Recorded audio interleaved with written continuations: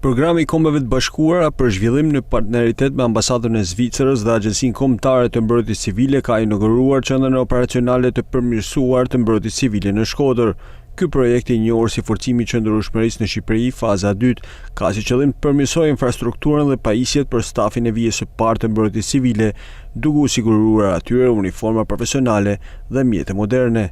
Kjo qendër përfaqëson sot një hap konkret drejt forcimit të kapaciteteve tona të parandalimit, menaxhimit dhe përballimit të emergjencave civile, duke rritur sigurinë dhe mbrojtjen e jetës së qytetarëve tonë. Vetë qarku Shkodër ka një variabilitet shumë të shprehur gjeografik, por edhe në terma të emergjencave me të cilat ekspozohet.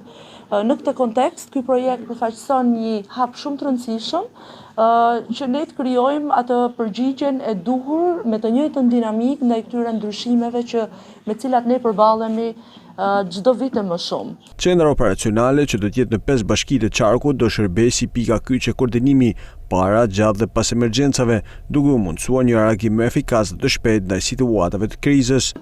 Për ne si agjenci kombëtare, ajo çfarë është e rëndësishme është pikërisht jo vetëm koordinimi dhe monitorimi që objektivat dhe indikatorët e këtij programi të përmbushen më së miri në të gjitha termat, në terma cilësor dhe sasior, por ajo çfarë është e rëndësishme është që i gjithë ky investim dhe i gjithë ky produkt dëshiroj që jo thjesht i personalizoni në aspektin e diçkaje që ju përket ju si bashki dhe qarku të Shkodër, por ajo çfarë është e rëndësishme për ne si agjenci të garantohet jo vetëm përdorimi i mirë dhe i duhur, mirëmbajtja e tyre, por edhe qëndrueshmëria e këtij investimi.